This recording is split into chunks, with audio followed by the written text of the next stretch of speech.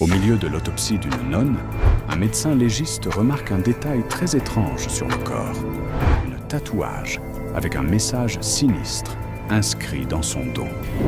Ne faites pas l'autopsie, s'il vous plaît. Attendez 2 heures. Quelques minutes plus tard, lorsque la morgue est envahie et que le corps de la nonne disparaît mystérieusement, le médecin est pris de panique en se rendant compte de ce qui était réellement en train de se passer. Mais qu'est-ce que c'est que ça? C'est un tatouage. Qu'est-ce que c'est sur son corps, docteur Fontaine? Demanda Camille, en reculant de 2 pas précipités, comme si quelque chose l'avait repoussé. Ses yeux restaient fixés sur le corps immobile, étendu sur la table métallique, et le ton de sa voix tremblait d'incertitude.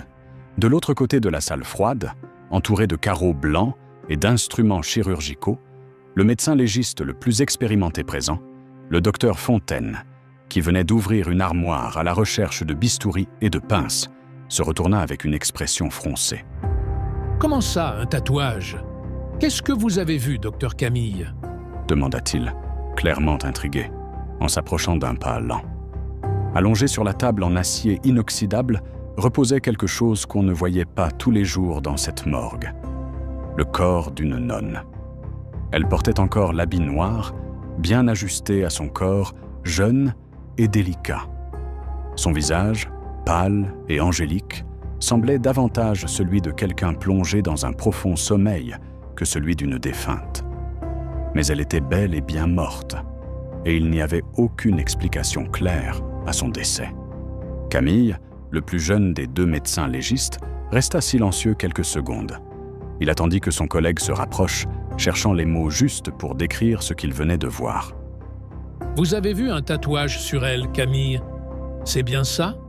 répéta le médecin plus âgé, essayant de comprendre ce qui troublait autant son partenaire. J'ai regardé de plus près et j'ai remarqué une ouverture dans son habit. On dirait qu'il y a un tatouage dans son dos. Mais je ne suis pas sûr, répondit-il, visiblement perturbé. Fontaine, avec le calme de celui qui avait déjà de longues années dans cette fonction, croisa les bras et réfléchit. « Cela peut être juste une impression, ou peut-être un véritable tatouage, » dit-il, marquant une brève pause avant de continuer. « Tout le monde ne suit pas le chemin de la foi dès la jeunesse. Parfois, une personne vit dans le monde, se fait marquer, et seulement après se consacre à la vie religieuse. Cela peut être un souvenir du passé, rien de plus. » Camille inspira profondément. Il regarda son collègue et posa une question qui le rongeait peut-être depuis le début de ce service. « En toutes ces années ici, avez-vous déjà fait une autopsie sur une nonne ?» Fontaine, qui avait plus d'1 décennie d'expérience dans cette morgue, haussa les sourcils. « Pour être honnête, jamais. Même pas en rêve. J'ai été surpris quand l'inspecteur a envoyé le corps ici. Vous savez, quand il y a autopsie, c'est qu'il y a suspicion de crime. Et un meurtre dans un couvent. Cela semble presque absurde. » Surréaliste ou pas? dit Camille, d'un ton plus sérieux. Nous avons devant nous une nonne, et je dois avouer que je suis très intrigué par ce tatouage. Fontaine hocha la tête. Il semblait comprendre l'inquiétude de son collègue. Ils commencèrent alors à se préparer pour le procédé. Mais avant de pouvoir entamer l'autopsie, un vent glacial envahit brusquement la salle, faisant claquer la fenêtre avec fracas. Les papiers s'envolèrent de la table, les instruments tintèrent. Camille frissonna. Son corps réagit par un violent frisson. Il se retourna immédiatement vers le corps sur la table et, la gorge nouée, demanda « Pensez-vous vraiment que nous devrions faire ça, docteur? Toucher une nonne? Quelqu'un d'aussi sacré ?» Fontaine ne répondit pas immédiatement. Il laissa échapper un long soupir. Ses yeux restaient là fixés sur le corps de la religieuse, et lui aussi ressentait le même frisson. Quelque chose dans l'air avait changé. Mais, malgré tout, il parla avec fermeté. « C'est notre travail, Camille. Qui que ce soit, nous devons trouver des réponses. Nous devons connaître la cause de la mort. » Il fit une pause et ajouta « Parfois, la vie nous place devant des choses qui semblent mauvaises, mais qui sont nécessaires. Le jeune médecin, encore hésitant, hocha la tête. Tous deux inspirèrent profondément. Le vétéran prit alors l'initiative. « Continuons. Où avez-vous dit que vous aviez vu quelque chose ?» « Dans son dos, » répondit Camille. « Par l'ouverture de l'habit, il y a quelque chose, on dirait. » Fontaine s'approcha de la table et examina attentivement. « Laissez-moi voir. » En se penchant plus près, il aperçut en effet une petite déchirure dans le tissu noir de l'habit. À travers, on distinguait un morceau de peau. Et là, quelque chose d'étrange. Un trait sombre. Petit, mais visible. Le médecin légiste regarda alors Camille. Ils échangèrent un bref regard de confirmation. C'était suffisant. « Aidez-moi à la tourner » demanda Fontaine. Avec soin et respect, les deux médecins retournèrent le corps de la nonne, la plaçant à plat ventre sur la table glaciale. Avant de commencer, Fontaine ferma les yeux un instant, inspira profondément et murmura une prière. Il demanda pardon à Dieu, car même si c'était son devoir, manipuler ainsi quelqu'un de consacré lui faisait ressentir un poids dans la poitrine. « Donnez-moi des ciseaux » demanda-t-il. Camille tendit l'instrument et Fontaine commença à couper soigneusement l'arrière de l'habit. Mais il ne fallut que quelques centimètres pour que ses yeux s'écarquillent. Ce qu'il vit n'était pas un simple tatouage. C'était une inscription, quelque chose d'écrit. « Il y a bien quelque chose » murmura Fontaine, entre le choc et la curiosité.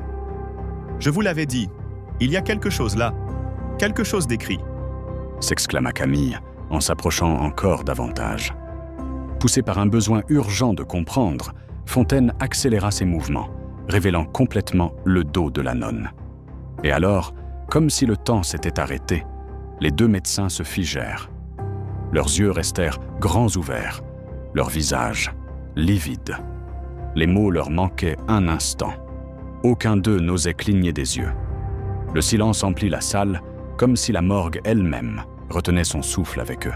« C'est bien ce que je lis, docteur? Je ne rêve pas, n'est-ce pas ?» demanda Camille, la voix nouée par la peur. Fontaine, toujours avec les ciseaux dans les mains, désormais tremblante, répondit sans détourner les yeux de l'inscription. « Si vous imaginez quoi que ce soit, alors moi aussi. » Comme s'il avait besoin d'une confirmation tactile, comme si ses yeux ne suffisaient pas, l'expérimenté docteur Fontaine étendit sa main tremblante et passa délicatement l'index sur l'écriture. Ses lèvres s'animèrent lentement, tandis qu'il lisait à voix basse les mots gravés dans le dos de la jeune religieuse. « Ne faites pas d'autopsie sur mon corps, s'il vous plaît. Attendez 2 heures. Ce dont vous avez besoin est dans la poche de mon habit. » Le silence qui suivit fut presque aussi troublant que le message. Fontaine, toujours penché sur le corps, resta figé quelques secondes, comme s'il essayait de comprendre. C'était absurde, inexplicable, inédit. Camille, emporté par une inquiétude presque juvénile, n'attendit plus d'instructions. Il fit quelques pas en avant, se penchant sur la nonne. Il parcourut rapidement de ses yeux la couture latérale de l'habit noir jusqu'à identifier 2 poches discrètes cousues dans le tissu. Dans la première, rien. Mais en glissant les doigts dans la seconde, il sentit quelque chose. Ses yeux s'écarquillèrent. « Docteur Fontaine, il y a quelque chose ici. Petit, ça ressemble à un... » Il sortit l'objet lentement, puis termina sa phrase d'une voix tremblante d'effroi. « Une clé USB ?» C'était comme si le temps s'était arrêté un instant. Camille resta immobile, tenant le petit dispositif entre ses mains, tandis que Fontaine s'approchait lentement. Le plus âgé prit l'objet et le fit tourner entre ses doigts. Il était en plastique noir, banal, apparemment inoffensif, mais la sensation qui l'entourait n'avait rien de rassurant. « Qu'est-ce qu'il peut bien y avoir là-dedans » demanda Camille, désormais avec une voix plus ferme, malgré son agitation visible. Fontaine observa la clé USB quelques secondes de plus, puis leva les yeux vers son collègue. « Si ce message est vrai, si c'est vraiment elle qui a laissé ça, alors cette clé USB peut contenir une preuve, une réponse sur ce qui est arrivé à cette nonne. » Il fit une courte pause avant de continuer. « C'est étrange que la police n'ait pas trouvé ça. Peut-être qu'ils n'ont pas fouillé assez attentivement. Mais maintenant que c'est entre nos mains, Nous allons découvrir ensemble ce qui s'est passé. Avec la clé USB en main, Fontaine se dirigea rapidement vers la salle voisine. Camille le suivit aussitôt, le cœur battant de plus en plus vite à chaque pas. Ils s'assirent devant l'ordinateur, allumèrent la machine et attendirent en silence pendant que le système se chargeait. La tension dans l'air était presque insupportable. Le silence pesant n'était brisé que par le bourdonnement du ventilateur de l'ordinateur et le cliquetis nerveux des doigts de Camille sur la table. Quand enfin le système s'ouvrit, Fontaine inséra la clé USB et attendit. L'écran clignota. En quelques secondes, un seul dossier apparut. Camille pointa l'écran du doigt. C'est une vidéo? Il y a un fichier vidéo là. Fontaine confirma d'un léger signe de tête. Ses yeux restaient fixés à l'écran. « Vous êtes prêts ?» demanda-t-il. « Oui, lancez-le. » répondit Camille, presque à bout de souffle. Le médecin légiste expérimenté cliqua sur le fichier. L'image se chargea, et ce qu'ils virent fit se nouer leurs estomacs. Dans la vidéo apparaissait la même nonne. Son visage était abattu, pâle, et ses yeux emplis de peur. Elle était assise au bord d'un lit, dans une chambre simple, avec une croix accrochée au mur et une fenêtre en arrière-plan. C'était la nuit. La lumière était faible, mais suffisante pour révéler son expression d'angoisse. Si vous regardez cette vidéo, c'est que mon corps est déjà dans une morgue, prêt à subir une autopsie, ou peut-être que j'ai eu un destin encore pire, disait-elle, la respiration haletante. Je n'ai pas beaucoup de temps. Et comme si le destin voulait le confirmer, des coups violents résonnèrent contre la porte de la chambre. La nonne tourna la tête, désespérée. Ne faites pas confiance à la mère supérieure Ursula. Elle n'est pas celle que tout le monde croit. Ne lui faites pas confiance, pour l'amour de Dieu. Avant qu'elle ne puisse continuer, la vidéo fut brutalement interrompue. Camille porta les mains à sa tête. Ses yeux s'écarquillèrent, et il murmura. « C'était la mère? La mère a fait ça ?» Fontaine déglutit avec difficulté. Il était visiblement bouleversé. Je ne sais pas. Mais la police doit voir ça immédiatement. D'une manière ou d'une autre, la mère du couvent est impliquée. C'est évident. Les deux hommes regardèrent la vidéo une nouvelle fois. Ils cherchaient des détails, la moindre piste. Ils remarquèrent que l'enregistrement avait été fait avec la webcam d'un ordinateur portable. La faible luminosité rendait l'analyse difficile, mais aucun doute n'était possible. C'était bien le même visage, la même femme qui reposait à cet instant sur la table froide de la salle voisine. Ils tentèrent d'identifier des ombres, des reflets, un indice quelconque de la présence de quelqu'un d'autre dans la pièce. Mais il n'y avait rien. Rien d'autre que la voix désespérée de la nonne et les coups à la porte. Ils en étaient à leur troisième visionnage, concentrés, attentifs, lorsqu'un bruit soudain les fit sursauter. Des coups. Mais cette fois, ils ne venaient pas de la vidéo. « Vous avez entendu ça ?» demanda Camille en se retournant. Fontaine se leva de sa chaise, les yeux fixés sur la porte donnant sur le couloir de la morgue. Les coups continuaient, 3 frappes sèches, insistantes. Une pause, puis 3 autres. « Restez ici. Voyez si vous trouvez quelque chose de plus. Je vais aller voir. » dit Fontaine, marchant d'un pas rapide vers la porte. Le couloir était plongé dans la pénombre, les néons froids clignotant par moments. Les coups persistaient, et un frisson glacial parcourut la colonne du médecin. « J'arrive !» cria-t-il, la voix rauque, tentant de paraître ferme. En s'approchant de la porte principale de la morgue, il tendit la main et tourna lentement la poignée. Quand il l'ouvrit, l'impact faillit le faire reculer d'un bond. Là, debout, enveloppé d'un voile blanc, le visage serein et un doux sourire aux lèvres, se tenait une femme d'allure bienveillante. Elle portait un habit sombre, impeccablement ajusté. Un crucifix pendait à son cou. Fontaine mit un instant à la reconnaître. C'était la mère supérieure Ursula. Pendant quelques secondes, Fontaine resta figé. C'était comme si le temps autour de lui avait ralenti. La religieuse, immobile devant la porte de la morgue, souriait avec douceur. Son visage était paisible, son regard fixe et pénétrant. « Ma mère? Que faites-vous ici ?» balbutia-t-il, encore incapable de croire ce qu'il voyait. La femme, d'environ 60 ans, conserva son sourire calme et répondit d'une voix douce, presque mélodieuse. « Bonsoir, mon fils. Je sais que l'une des nôtres est avec vous, sœur Gabrielle. » Ce nom résonna dans l'esprit du médecin. Gabrielle. Il fit rapidement le lien avec le corps de la nonne qui reposait encore sur la table métallique dans la salle glaciale à côté. Oui, le corps est ici. Je suis navré pour votre perte, dit-il, avec une expression compatissante. La mère soupira, sa poitrine se soulevant légèrement sous l'habit sombre. « C'est si difficile. Gabrielle était une jeune femme pleine de vie, avec une âme si pure. Elle va terriblement manquer au couvent. » Fontaine acquiesça simplement de la tête. Mais intérieurement, il ne comprenait toujours pas ce qu'elle faisait là, à une heure pareille. Cette visite était pour le moins inhabituelle. La mère poursuivit alors, le regard plus attentif. « L'autopsie, vous l'avez déjà faite ?»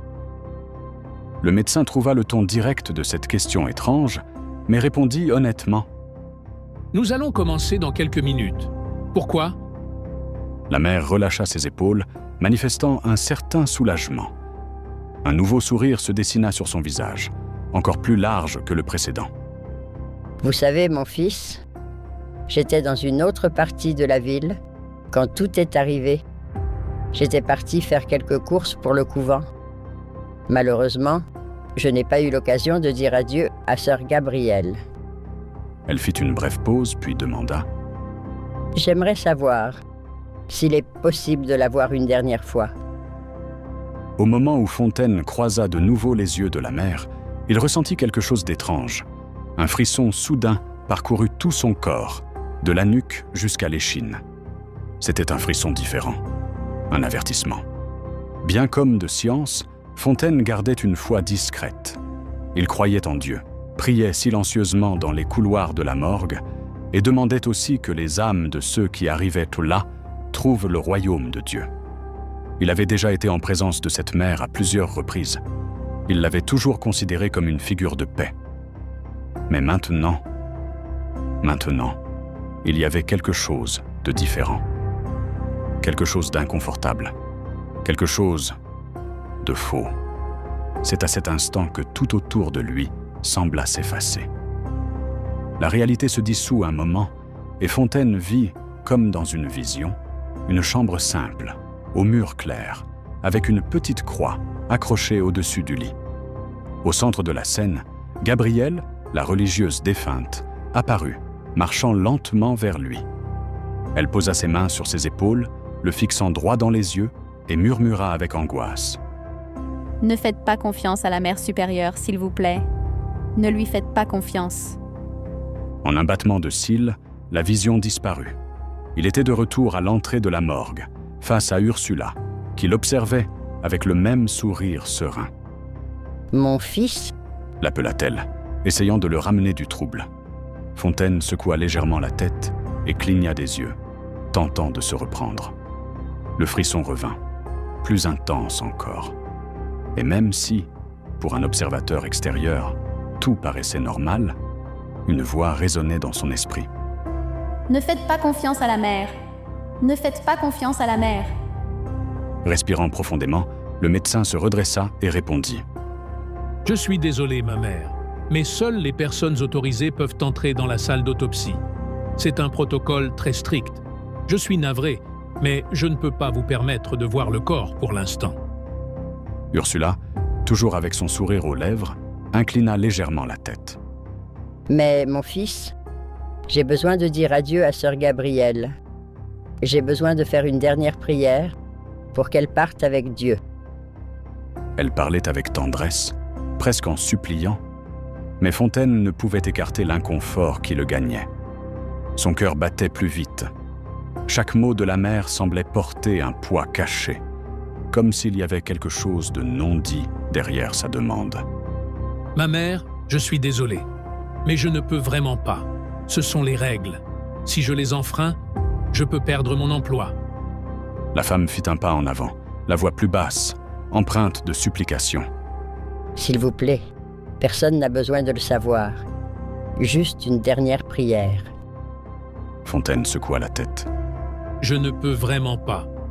Je sais que vous pourrez prier pour l'âme de cette jeune femme lors de la veillée. Je suis certain que Dieu entendra vos prières. C'est alors qu'il le vit. Pendant une fraction de seconde, l'expression de la mère changea. Subtilement. Ses yeux semblèrent s'assombrir et son sourire disparut brièvement. Fontaine ne savait pas dire s'il avait imaginé cela ou s'il avait réellement vu son visage se transformer, ne serait-ce qu'un instant. Avant qu'il ne puisse dire quoi que ce soit, un cri déchira l'air, venant de l'intérieur de la morgue. « Docteur Fontaine! Docteur Fontaine! Venez vite! C'est urgent !» C'était la voix de Camille, et son ton de désespoir était impossible à ignorer. Fontaine jeta un regard rapide à la mère. « Excusez-moi, je dois y aller. » dit-il en se retournant, refermant la porte derrière lui, à la hâte, et partant en courant vers l'appel de son collègue. Mais il ne remarqua pas un détail. La mère, d'un geste rapide, avait glissé son pied sous la porte avant qu'elle ne se ferme complètement. Sans effort, elle repoussa l'entrée et pénétra discrètement dans la morgue, ses pas souples et presque silencieux, résonnant dans le couloir. Fontaine, plus loin, courait dans les couloirs glacés, concentré seulement sur les cris de Camille, qui n'arrêtaient pas. « Docteur, pour l'amour de Dieu, venez vite, vous devez voir ça. » Le médecin courait, le cœur battant à tout rompre, l'esprit bouillonnant de questions. Mais il ignorait que la mère se trouvait là aussi, quelques pas derrière lui, observant tout. Fontaine continua de courir aussi vite qu'il le pouvait. Ses pas résonnaient dans les couloirs froids et silencieux de la morgue. Lorsqu'il prit le dernier virage, il se retrouva face à Camille. Le jeune médecin se tenait à la porte de la salle d'autopsie, les yeux écarquillés, en sueur, le visage livide et une expression proche de la panique.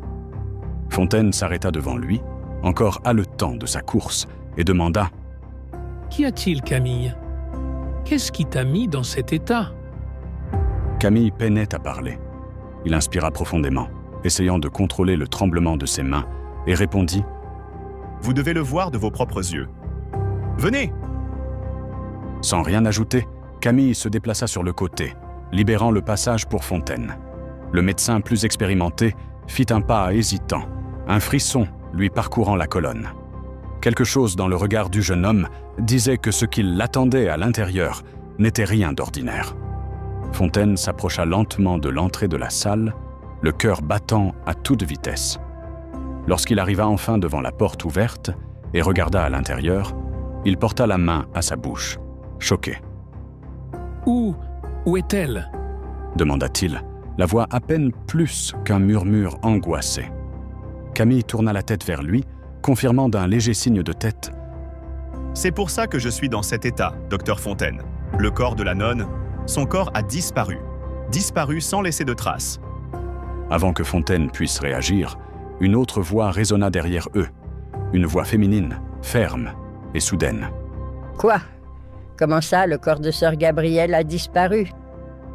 Les deux se retournèrent en même temps. C'était la mère supérieure. Ursula était entrée discrètement dans la morgue, sans que personne ne la voie, et les fixait maintenant d'un regard chargé de tension. « Non, ce n'est pas possible, » murmura-t-elle en franchissant lentement la porte. « Comment peut-on perdre un corps dans une morgue? À moins que... Non, ce n'est pas possible. » Fontaine fit un pas en avant, la voix plus ferme. « Je vous ai dit que vous n'aviez pas le droit d'entrer. » Mais la mère ne répondit pas. Elle ignora complètement la réprimande. Elle continua d'avancer, les yeux rivés sur la salle désormais vide, jusqu'à s'arrêter à quelques pas. Puis elle murmura un seul mot, entre ses dents serrées. « Maudite !» Le son de ce mot, venant de la bouche d'une femme qui s'était toujours montrée paisible et dévote, provoqua un frisson immédiat chez les deux médecins. C'était comme si quelque chose d'invisible avait glacé l'air autour d'eux. C'était évident. Cette femme cachait quelque chose. Mais pour comprendre ce qui se passait réellement, pour savoir pourquoi le corps de sœur Gabrielle avait disparu. Pourquoi elle avait laissé un enregistrement demandant de ne pas faire confiance à la mère. Il fallait revenir en arrière. Quelques jours plus tôt, au couvent Sainte-Barbe, lors d'une soirée apparemment ordinaire, la jeune sœur Gabrielle terminait ses tâches à la cuisine. Comme à son habitude, elle avait préparé quelques gâteaux pour le petit déjeuner du lendemain. C'était l'une des choses qu'elle aimait le plus faire, prendre soin des sœurs avec de petites attentions. Avant de rejoindre sa chambre, elle coupa un morceau encore chaud de gâteau, prit un verre de jus et se dirigea vers le bureau de la mère supérieure Ursula. Elle admirait profondément cette femme. Elle la voyait comme un exemple de foi et de dévouement. Arrivée à la porte, elle frappa 2 fois. De l'intérieur, la voix calme et familière répondit « Entrez. » Gabrielle ouvrit la porte avec délicatesse. Elle avait un sourire aux lèvres et une lueur dans les yeux. « Excusez-moi, mère Ursula. Je vous ai apporté un petit morceau de gâteau et un verre de jus, une collation avant de dormir. Le gâteau est encore chaud, comme vous l'aimez. » dit-elle en posant l'assiette et le verre sur la table. Ursula sourit. « Ah, Gabrielle, vous êtes vraiment parfaite, ma sœur. Mais à ce rythme, vous allez finir par me faire grossir. » plaisanta-t-elle en riant légèrement, tout en portant déjà la fourchette à sa bouche. « Je suis heureuse que cela vous plaise, mère. » répondit Gabrielle avec sincérité. « C'est le minimum que je puisse faire. Vous faites tant pour nous. C'est un plaisir de vous servir. Et de servir Dieu. » Après un bref échange, la jeune sœur prit congé et quitta la pièce. Elle marcha sereinement jusqu'à sa chambre, s'assit sur son lit et ouvrit un livre. C'était sa routine, lire un peu avant de dormir. Elle lut quelques minutes, les paupières lourdes de fatigue. Lorsqu'elle sentit le sommeil la gagner, elle referma le livre, fit une courte prière et se coucha, souriante, apaisée d'avoir accompli une nouvelle journée de bonnes actions. Elle était presque endormie lorsqu'un bruit soudain la fit sursauter. Un son aigu, comme un cri étouffé. Effrayée, elle porta une main à sa poitrine. « Qu'est-ce que c'était ?» murmura-t-elle, tentant de comprendre si cela avait réellement eu lieu ou si elle avait seulement rêvé. Elle essaya de chasser cette pensée. « J'ai dû l'imaginer.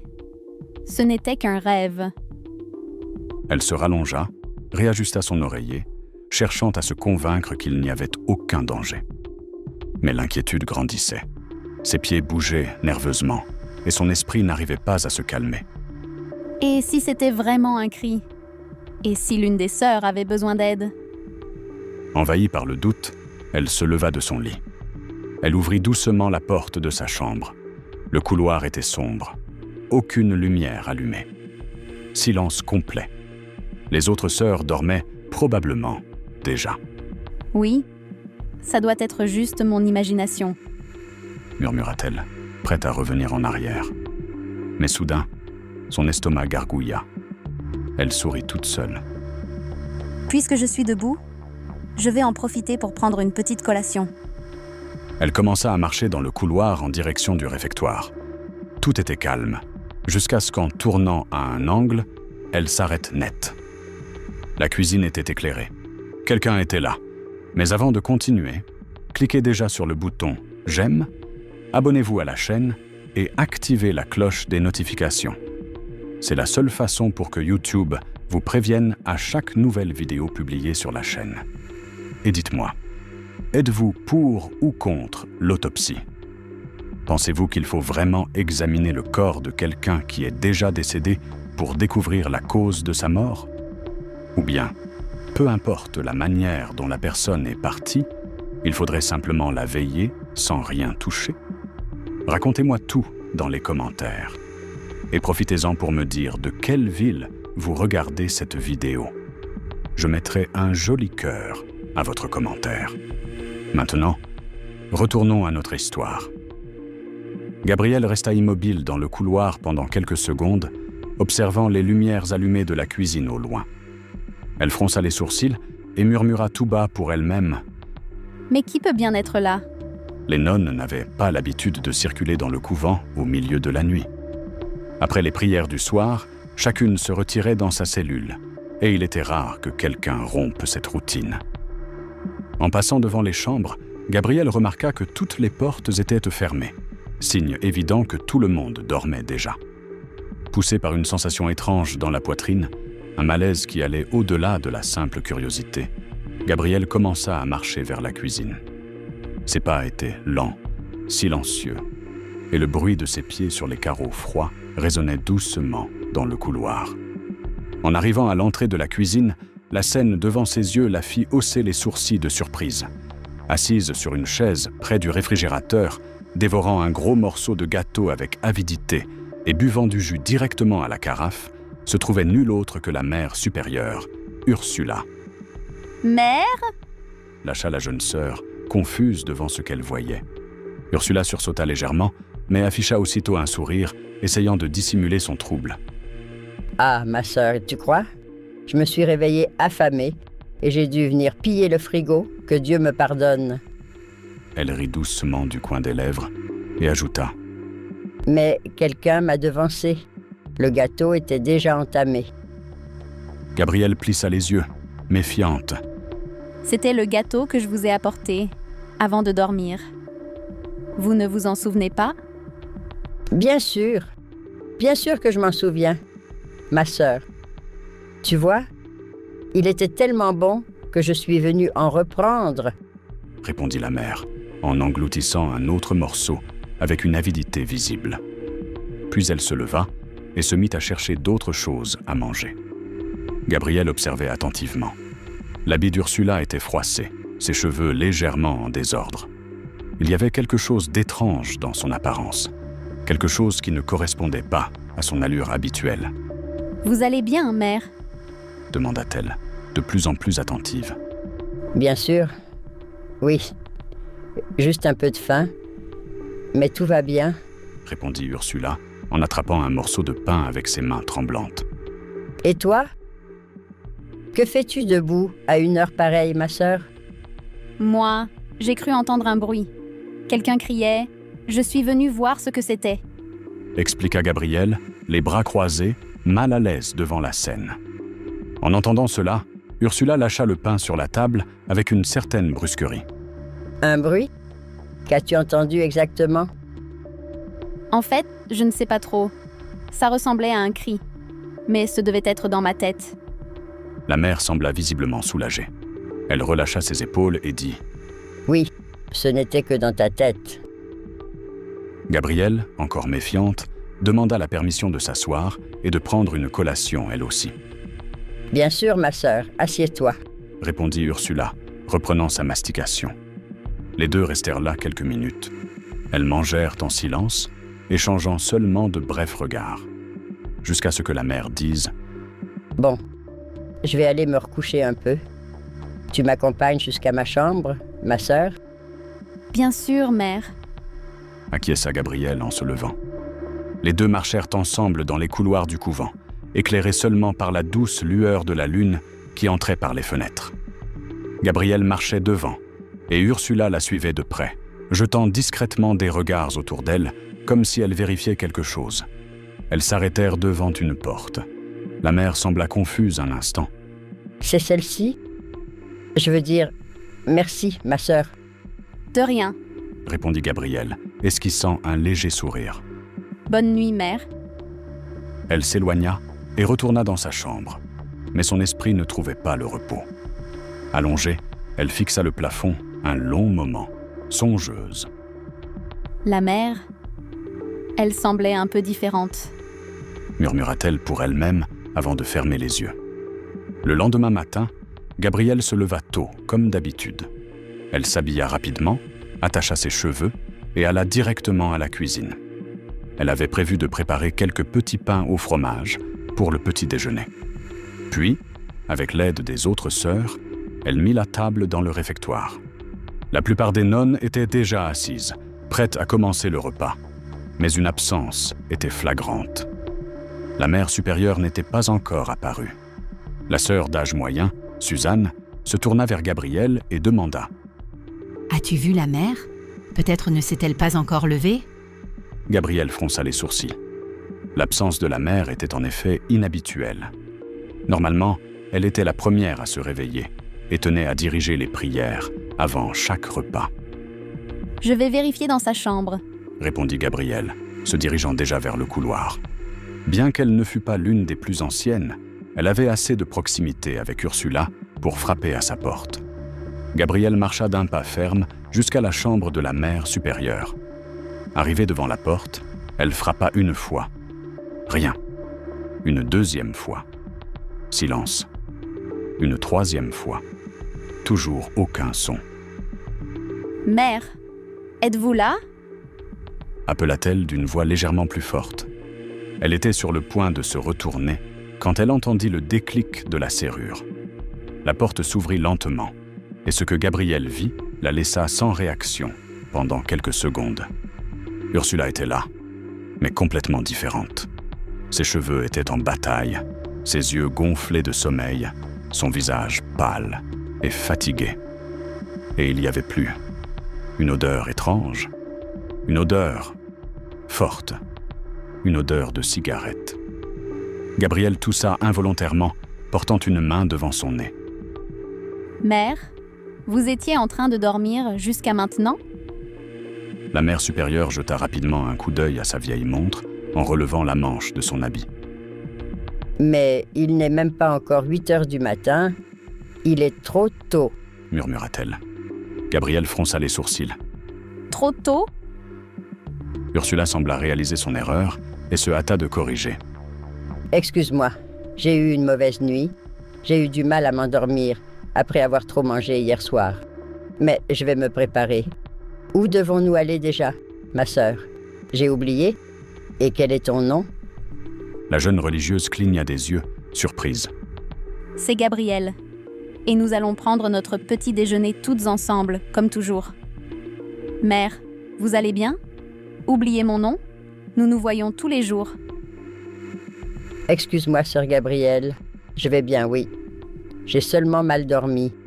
Mais je vais vite me préparer. Et bien sûr que je me souviens de ton nom. C'est juste un trou de mémoire. Voilà tout.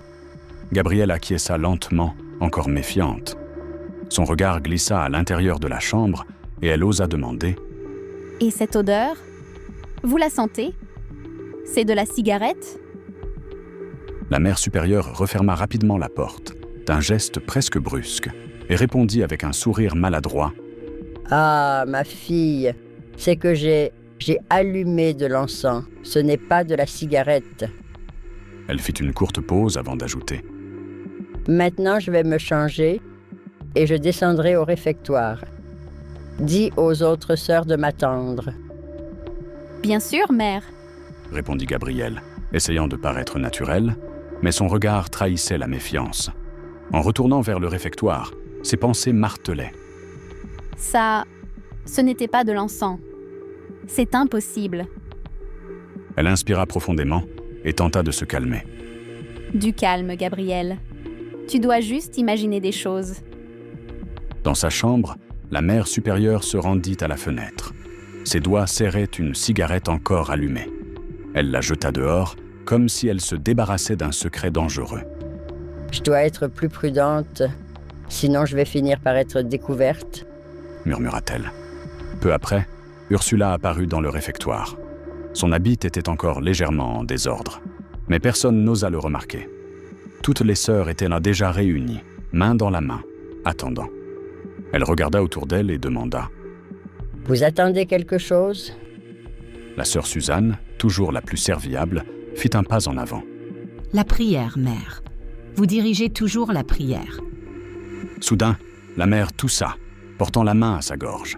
Sa voix sortit plus rauque. « Ah, oui, bien sûr. Voyez-vous, je me suis réveillée avec la gorge irritée aujourd'hui. Alors, ce sera la sœur Gabrielle qui dirigera la prière du matin. » Elle tourna son regard directement vers Gabrielle. Surprise, Gabrielle mit quelques secondes à réagir. Mais, face au silence général, elle prit la parole.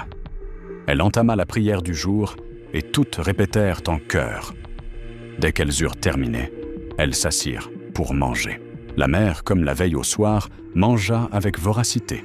Chaque bouchée était pressée, presque excessive. Gabrielle remarqua, et elle vit bien qu'elle n'était pas la seule. D'autres religieuses échangeaient aussi des regards discrets, dérangés par ce comportement inhabituel. Lorsque le petit déjeuner fut terminé, Ursula appela Gabrielle à part. Sa voix était basse, presque conspiratrice. Comme je ne me sens pas bien, avec la gorge irritée, aujourd'hui tu seras responsable de l'administration du couvent. Je me contenterai d'observer. Gabrielle acquiesça, mais l'étrangeté ne cessait de croître en elle. Ce n'était pas normal.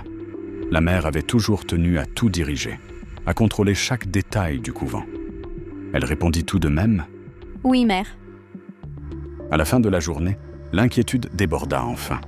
Elle alla trouver la sœur Suzanne et parla presque en confession.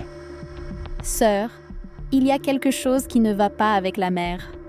Depuis hier soir, elle est étrange. » Suzanne fronça les sourcils. C'est vrai que je l'ai trouvée différente, mais tu ne crois pas que c'est simplement parce qu'elle est malade ? Gabrielle croisa les bras. « Je ne sais pas. Mais même malade, la mère n'a jamais été comme ça. Elle a toujours voulu tout diriger. Bon, ce doit être juste une impression. Mais que je ressente quelque chose de bizarre, ça oui. » Suzanne posa une main sur son épaule. Reste calme. La mère a peut-être simplement passé une mauvaise journée. Gabrielle tenta de s'en convaincre.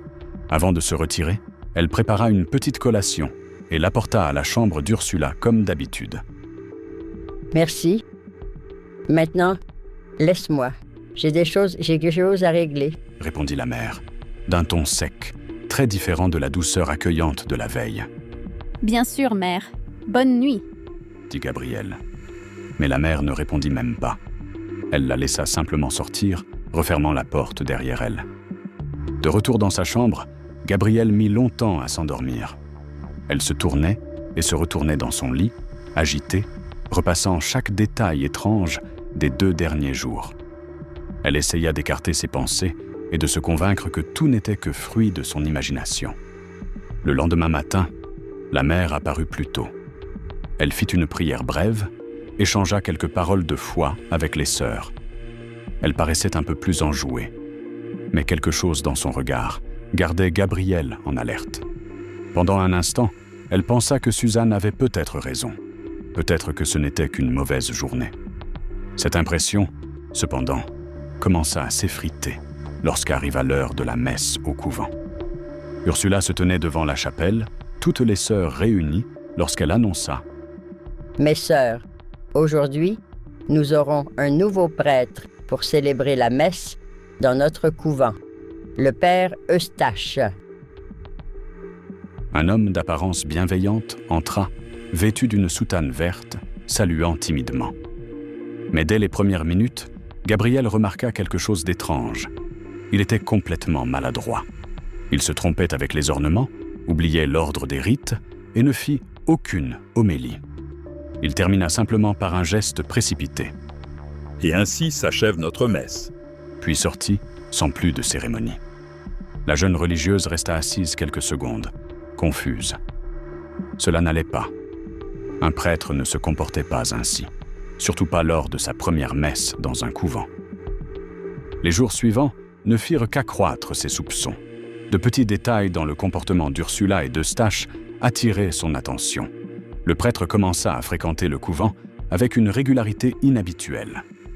Il apparaissait à toute heure du jour et passait de longues périodes dans le bureau de la mère supérieure, porte close. C'était étrange. Avec les autres prêtres, de telles réunions étaient rares et brèves, mais avec Eustache, il semblait toujours y avoir quelque chose à discuter, et loin des oreilles des autres sœurs. « Il y a quelque chose qui cloche chez eux. Je le sais. » murmurait Gabrielle pour elle-même. Chaque fois qu'elle parlait avec Suzanne, elle répétait ses inquiétudes. Mais son amie secouait seulement la tête et disait « Je crois que c'est un manque de prière, sœur Gabrielle. Tu vois des choses là où il n'y en a pas. La mère reste la même, et le père Eustache peut être un peu maladroit, mais ce doit être l'âge. C'est un homme adorable. » Ces mots semblaient vouloir la rassurer. Mais pour Gabrielle, il ne faisait que renforcer le sentiment qu'elle était seule dans ses soupçons. Comme personne ne semblait la prendre au sérieux, la jeune religieuse décida qu'elle mènerait son enquête seule. Elle devait savoir, une bonne fois pour toutes, s'il y avait ou non quelque chose d'anormal chez la mère supérieure. Ces derniers jours, elle avait remarqué des bruits étranges au milieu de la nuit, des pas, des portes, des bruits étouffés, toujours lorsque toutes les sœurs étaient censées dormir. Et cette nuit-là, ce ne fut pas différent. Un bruit métallique résonna dans le couvent. Le portail principal venait de s'ouvrir. Sans réfléchir, Gabrielle sortit de sa chambre en hâte, pieds bas nus pour ne pas faire de bruit. Elle avança dans le couloir sombre, guidée seulement par la faible lumière de la lune, entrant par les fenêtres. C'est alors qu'elle les vit. À l'extérieur du couvent, la mère supérieure se tenait debout, vêtue seulement d'une chemise de nuit. Face à elle, le père Eustache, mais cette fois habillé de vêtements civils, pas de soutane. La scène était déjà étrange en soi, mais ce qu'elle entendit ensuite fit accélérer son cœur. « Je t'ai appelée parce qu'elle est très agressive. Je n'aurais jamais pu la contenir seule. » dit Ursula, la voix chargée de tension. « Je pense que tu perds ton temps avec elle. Tu devrais la laisser mourir là-bas. » répondit Eustache avec froideur. Gabrielle, cachée dans l'ombre d'une colonne, écarquilla les yeux. Elle ne comprenait pas de qui il parlait, ni comment un prêtre pouvait dire quelque chose d'aussi cruel. La mère supérieure répliqua : « Tu es fou ? C'est ma sœur. Je peux être ce que je suis, mais jamais je ne ferai une chose pareille à ma propre sœur. » Un frisson parcourut la colonne vertébrale de Gabrielle. « Sœur ? Comment ça, sœur ?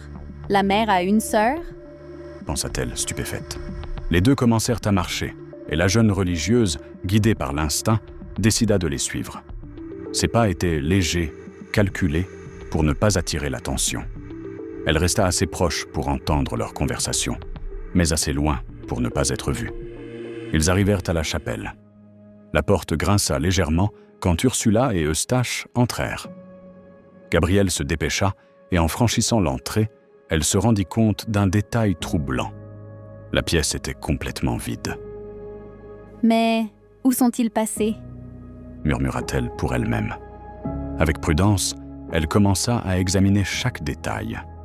Tout semblait en ordre, mais ses yeux finirent par se poser sur quelque chose derrière l'autel. Une des planches du plancher en bois était légèrement déplacée. « Mais qu'est-ce que c'est que ça ?» murmura-t-elle. Elle s'agenouilla et, avec effort, souleva la planche. La surprise fut immédiate. Il y avait une ouverture dans le sol. Un passage secret. Le cœur de la religieuse s'emballa. « Ils ne peuvent qu'être passés par là ? Mais que se passe-t-il, mon Dieu ?» Pendant quelques secondes, elle hésita. Entrer dans cet endroit signifiait prendre un risque énorme.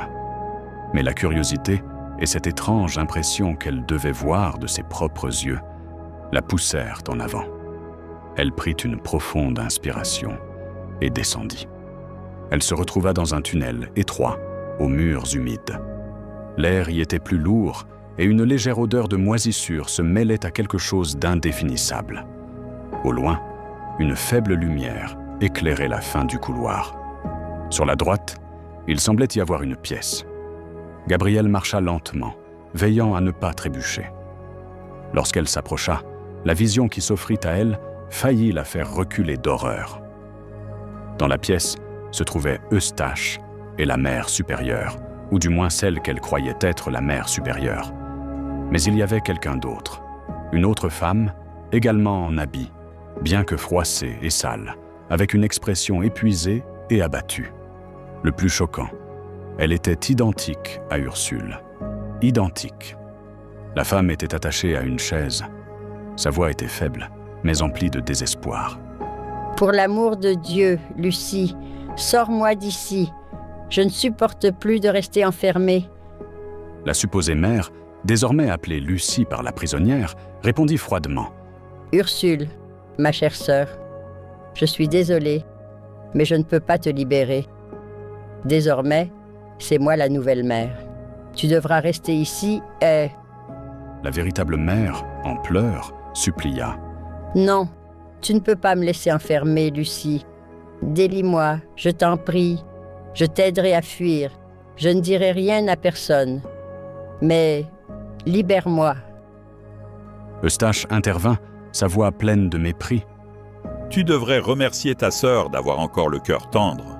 Moi, je t'aurais déjà achevé d'une balle. » C'est alors que tout s'éclaira pour Gabrielle. La femme qui dirigeait le couvent ces derniers jours n'était pas Ursule, mais bien Lucie, sa sœur jumelle. Et Eustache n'était sans doute pas prêtre du tout. Paniquée, elle fit un pas en arrière. Un craquement sec résonna dans le tunnel. Gabrielle baissa les yeux. Elle avait marché sur un morceau de plastique qui venait de trahir sa présence. Lucie fronça les sourcils. « Il y a quelqu'un d'autre ici ?» « Le bruit venait du tunnel !» lança Eustache en se retournant déjà. La véritable mère profita de l'instant pour crier. « Au secours, aidez-moi, je suis la véritable mère supérieure. Je vous en supplie, aidez-moi. » Gabrielle resta figée une seconde, le cœur battant à tout rompre, jusqu'à ce que Lucie sorte de la pièce et l'aperçoive. « Ah, c'est toi. Quelle fouineuse tu fais, Gabrielle. » Eustache surgit aussitôt derrière, un sourire sombre aux lèvres. « Petite sœur, maintenant, c'est ton tour de finir dans un cercueil. Qui t'a dit d'être si curieuse ?» Affolée, Gabrielle entendit encore la voix désespérée de la véritable Ursule. « Cours, Gabrielle, cours, bloque la sortie, cours, trouve de l'aide une fois dehors, vite, au nom de Dieu !» Gabrielle hésita.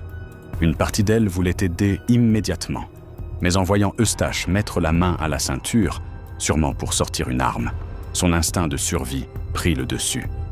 Elle fit volte-face et se mit à courir. Le tunnel résonnait du bruit précipité de ses pas. Derrière, les cris et menaces de Lucie et Eustache la poursuivaient. Arrivée à la sortie, Gabrielle s'empressa de verrouiller la trappe de l'extérieur, les mains tremblantes. En bas, Lucie hurla. « Ouvre ça, maudite, ouvre tout de suite. Qui ?» Eustache vociféra à son tour. « On t'aura, tu n'échapperas pas. » Gabrielle poussa de toutes ses forces un meuble lourd sur l'ouverture, bloquant l'accès. Le bruit résonna dans la petite chapelle silencieuse, puis elle s'élança en courant, le cœur affolé, les jambes tremblantes.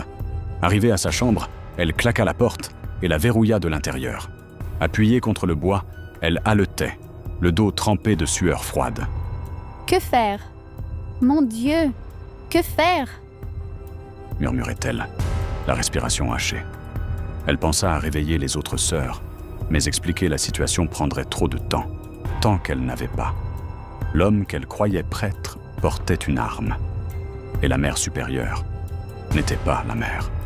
La véritable Ursule était prisonnière. Que pouvait-elle faire face à deux imposteurs armés ? Et qui la croirait ? Elle fit les 100 pas dans sa chambre, l'angoisse montant. La mère, la vraie mère. Je ne peux pas la laisser ainsi. Je dois agir. Mais comment ? Puis, en levant les yeux vers la table, quelque chose attira son attention. Son petit ordinateur portable reposait là, utilisé pour ses études. À côté, une clé USB branchée. Tout près, un stylo noir à encre indélébile, cadeau de son père, et quelques comprimés pour dormir, gardés pour ses nuits d'insomnie. Une idée folle commença à germer dans son esprit. Insensée, mais peut-être efficace. Sans perdre une seconde, Gabrielle saisit le stylo et courut jusqu'à la chambre voisine, celle de sœur Suzanne. Elle frappa violemment. « Suzanne, ouvre, c'est urgent! Ouvre, je t'en supplie !» De l'autre côté, la sœur se leva en sursaut. « Mon Dieu, Gabrielle, mais que se passe-t-il » Gabrielle ne répondit pas immédiatement. Elle se tourna, dos à Suzanne, et lui tendit le stylo. « Je ne peux pas t'expliquer maintenant. J'ai seulement besoin que tu fasses quelque chose pour moi, sœur. Et s'il te plaît, crois-moi. » Puis elle lui demanda d'écrire sur son dos. « Ne faites pas l'autopsie. S'il vous plaît, attendez 2 heures. » Suzanne fronça les sourcils. Gabrielle, explique-moi ce qui se passe. Mais Gabrielle secoua la tête. Je ne peux rien dire, sinon je te mettrai en danger. Tout ce que je peux te dire, c'est que tu ne dois en aucun cas faire confiance au père Eustache, ni à la mère supérieure. Tu ne peux pas leur faire confiance. Jamais. Elle inspira profondément avant de poursuivre. Voici ce que tu vas faire. Tu vas jusqu'à la salle du téléphone et tu appelles la police. Passe un appel anonyme, dis qu'un crime a eu lieu au couvent. Ensuite, cache-toi, sœur Suzanne. Ne laisse personne te voir. Pour l'amour de Dieu. Suzanne tenta d'argumenter. Gabriel, je ne comprends pas. J'ai juste besoin que tu fasses ce que je t'ai demandé. Suzanne, je t'en prie. Il se passe quelque chose de très grave dans ce couvent. Mais je ne pourrai te dire la vérité que si tout se passe comme prévu. Quoi qu'il arrive, garde le silence. Et si je ne reviens pas, sache que tu ne dois jamais faire confiance à la mère. À la première occasion, fuis cet endroit. Dit la jeune religieuse avec fermeté. Elle fit une brève pause, balayant la pièce du regard, nerveuse. Maintenant, je dois retourner dans ma chambre. Ils arrivent, et je n'ai pas beaucoup de temps. Suzanne, bien qu'elle ne comprenne pas, obéit. Elle sortit précipitamment vers la salle du téléphone, le cœur battant à tout rompre. Elle saisit l'appareil et passa l'appel, parlant rapidement d'un crime commis au couvent. Pendant ce temps, elle entendit des pas lourds résonner dans le couloir. Dans sa chambre, Gabrielle enfila son habit de religieuse, d'une main tremblante. Elle prit une profonde inspiration et ouvrit le flacon de somnifère. J'espère que ça marchera. C'est la seule façon de sortir d'ici et de démasquer ces imposteurs. Elle s'assit devant son ordinateur portable, connecta la clé USB et lança l'enregistrement par la caméra. Sa voix sortit ferme. Ne faites pas confiance à la mère supérieure. Avant qu'elle ne puisse en dire plus, de violents coups résonnèrent contre la porte. Elle éteignit rapidement l'ordinateur, retira la clé USB et la glissa dans la poche de son habit à l'aide d'un cordon. De l'autre côté, Lucie hurlait. « Ouvre cette porte tout de suite, Gabriel. Ouvre, ou ce sera pire. » Eustache intervint, sa voix chargée de menaces. Elle n'ouvrira pas, mais elle ne s'échappera pas non plus. Gabriel entendit le cliquetis métallique de la serrure. Eustache avait trouvé une vieille épingle et forcé la porte. « Elle ne s'en sortira pas. Ah, ça non !» dit-il avec détermination. La serrure céda avec un craquement sec.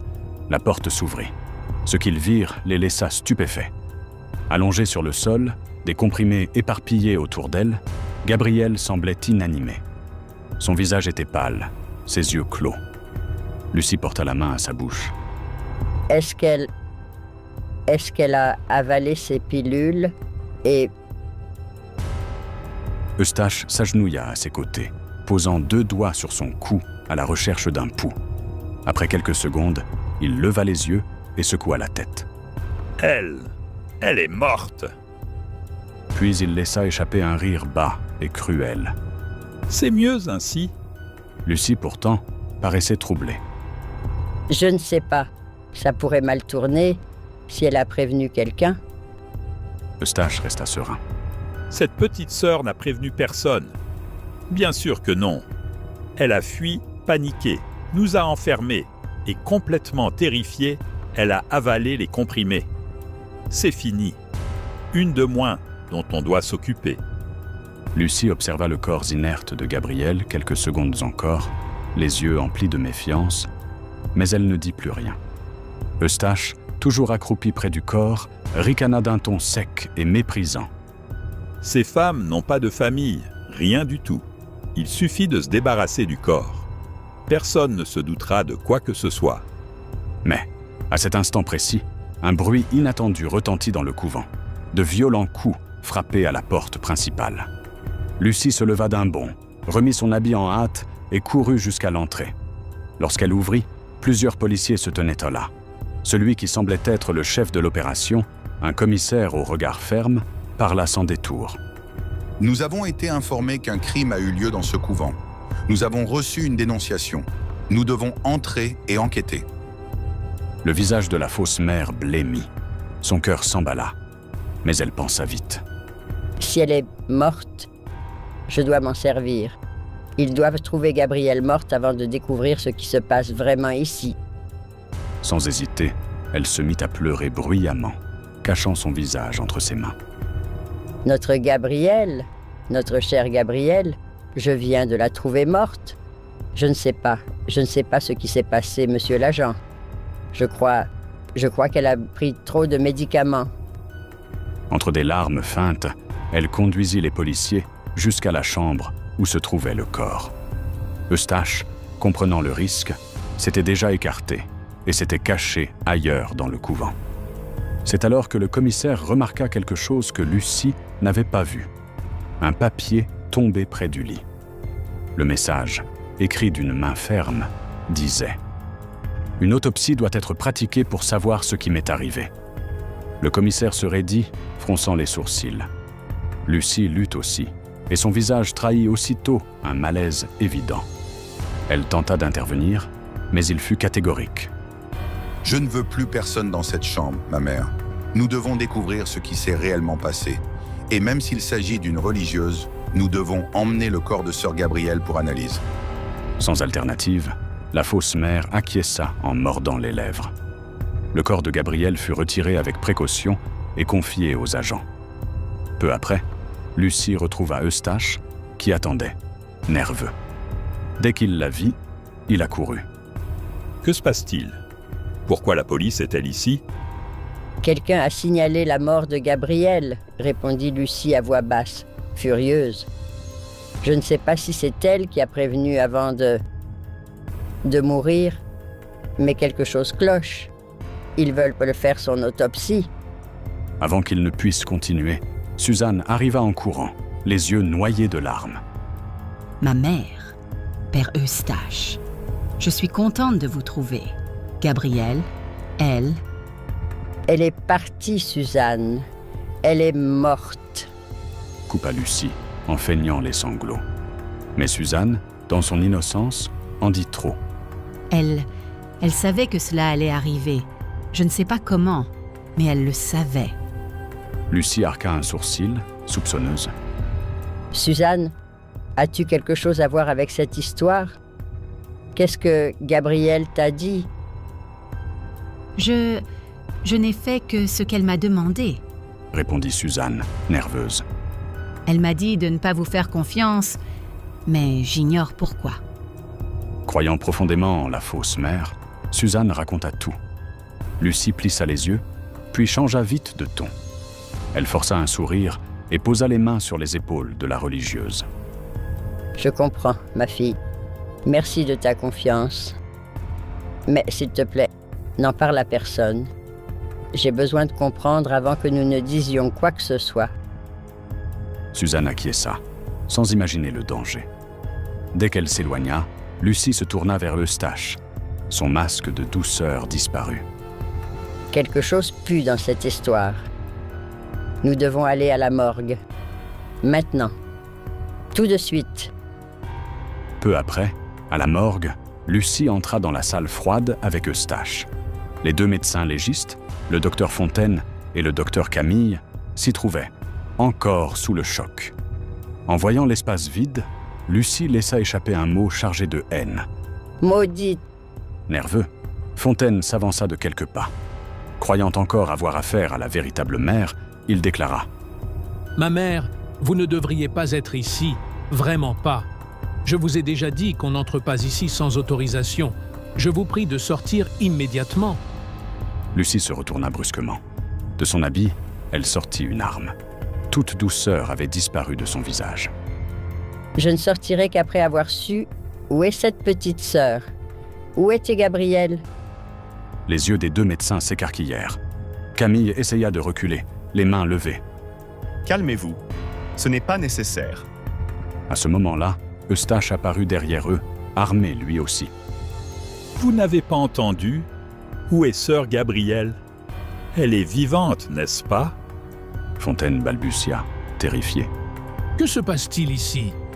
Nous ne comprenons rien. » Lucie pointa l'arme sur lui, d'une voix froide et ferme. « Vous n'avez pas besoin de comprendre. Je veux sœur Gabrielle. Son corps. Où elle? » Où l'avez-vous mise? Eustache s'approcha encore, arme au poing, le regard fixe. Le silence était insoutenable. Alors, une voix retentit dans le couloir. « Je suis ici !» Tous se retournèrent. Gabrielle se tenait là, droite, le regard planté dans les imposteurs. « C'est moi que vous voulez. Relâchez ces deux-là. Ils n'ont rien à voir avec ça. C'est moi que vous cherchez. » Les légistes s'échangèrent un regard incrédule. Lucie et Eustache se raidirent, avançant lentement vers Gabrielle. Lucie cria, emportée par la fureur. « Sale maudite, tu as tout gâché. Mais maintenant tu vas payer. » Elle leva son arme, mais avant de tirer, des voix éclatèrent derrière Gabrielle. « Posez vos armes immédiatement. Vous êtes en état d'arrestation. » hurla le commissaire, surgissant avec plusieurs policiers armés. Lucie et Eustache se retournèrent, stupéfaits. Derrière eux, d'autres agents apparurent, les encerclant complètement. Le piège était refermé. Sans issue, ils jetèrent leurs armes et se rendirent.